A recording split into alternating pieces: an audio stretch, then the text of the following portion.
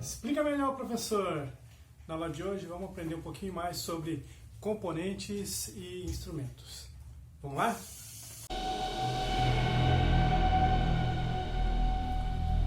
Bom, agora que você entendeu como funciona o código de cores para registros, vamos para o próximo componente, né? Vou deixar isso aqui ao lado. Fios, né? Vamos usar muitos fios, né? Em todos os projetos. Os fios sempre aparecem, eles fazem a ligação de uma coisa com a outra. E a gente usa fios já pré-preparados, por assim dizer, né? Que são os chamados jumpers. Então, os jumpers vêm em diversas cores, em diversos tamanhos. Você pode ter jumpers com ponta ou jumpers sem ponta. Então, aqui é a chamada ponta macho e aqui ponta fêmea. Isso permite que você faça ligações. Então, eu estou ligando um fio ao outro. Tá, ok? Então, são os jumpers. Usaremos muitos. Depois dos jumpers, eu quero falar da protoboard. A protoboard merece uma atenção especial também.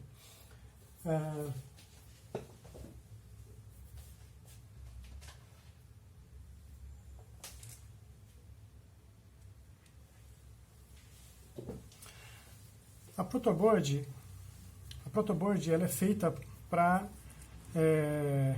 fazer a conexão entre diversos elementos.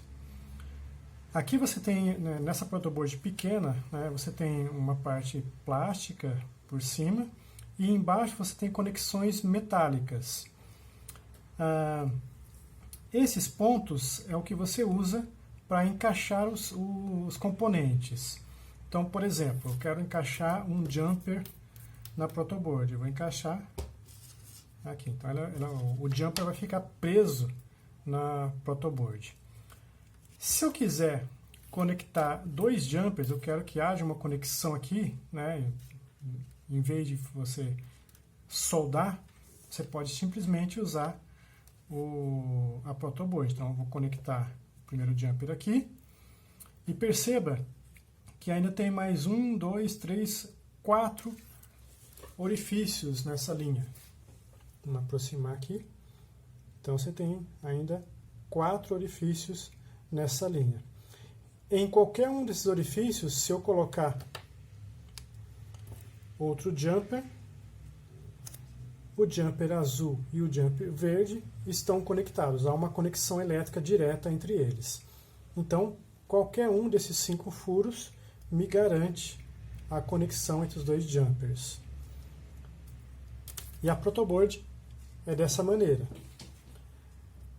Esses 5 furos estão conectados, esses 5 conectados, 5 conectados, 5 conectados. Então, essas linhas, nesse sentido, são todas conectadas. Assim, não há conexão. No outro sentido, não há nenhuma conexão entre os furos. Então, estou conectando o jumper verde aqui, o jumper azul aqui, mas os dois não estão conectados. Não há uma conexão entre o verde e o azul. Para que haja uma conexão, eu posso fazer, por exemplo, assim. Aí os dois estão conectados. Da mesma maneira, esse conjunto não está conectado com esse conjunto. Então, se eu coloco um jumper aqui e outro jumper aqui, eles não estão conectados. Então, são dois grupos de conexões. Essa aqui é uma protoboard simples, tá ok? Ela vem em cores diferentes, né? Fica até bonitinho no seu projeto, mas tem outros tamanhos, como por exemplo essa aqui. Essa aqui, além dos conjuntos de furos conectados, possui conjuntos nas laterais, onde você tem uma conexão no outro sentido. Então, aqui dentro, o fio verde não está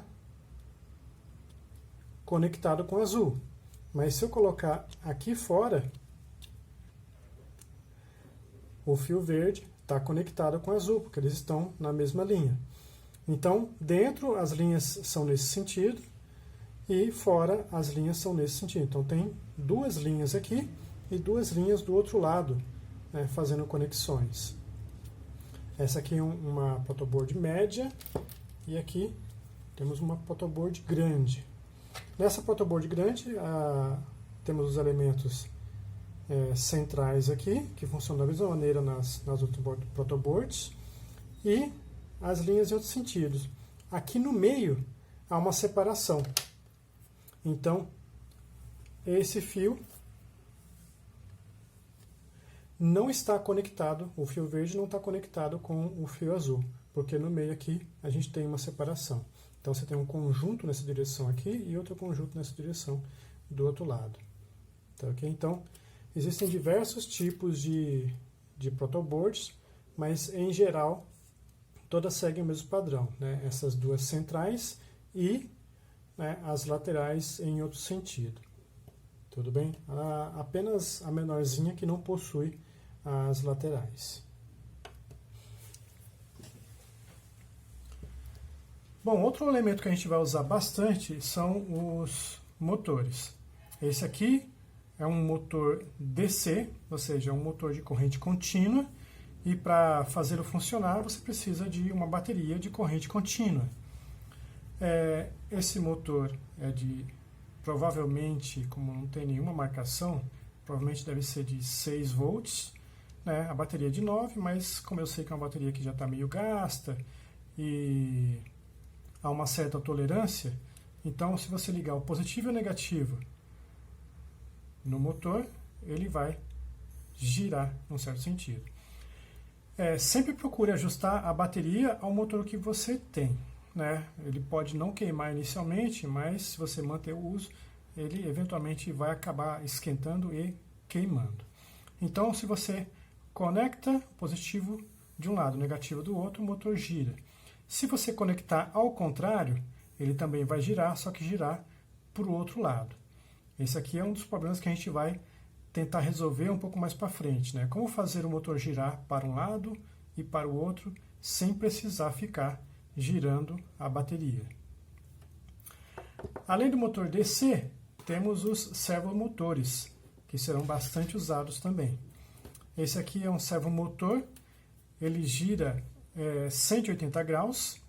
Qual é a diferença entre os dois? O servomotor ele é preciso, então tem como você dizer para ele assim, olha, gire 12 graus, gire 45 graus, ele tem essa precisão para você. Já o motor de corrente contínua, o motor DC, né, ele não tem essa precisão, você liga ele e ele gira.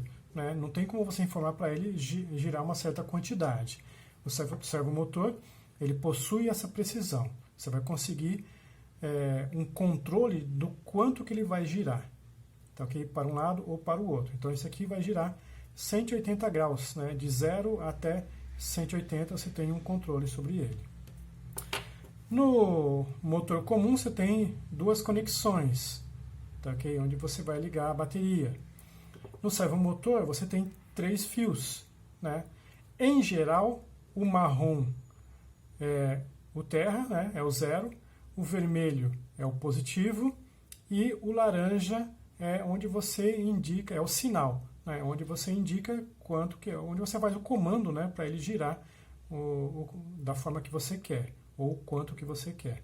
Então você tem um fio exclusivo para fazer o controle de giro desse motor. Então esse motor aqui, em geral, ele não serve para a gente fazer carrinhos, por exemplo, porque ele gira só 180. Então se eu encaixo a roda aqui, a roda só vai girar 180 para um lado ou 180 para o outro, ela não vai girar continuamente. Então ele não serve para a gente. Algumas pessoas abrem esse motor e modificam ele para que ele gire sem parar.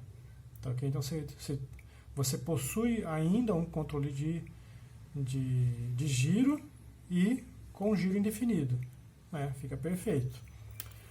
Mas existem servomotores, como este aqui. Esse aqui é um pouquinho bem mais forte do que o azulzinho, né?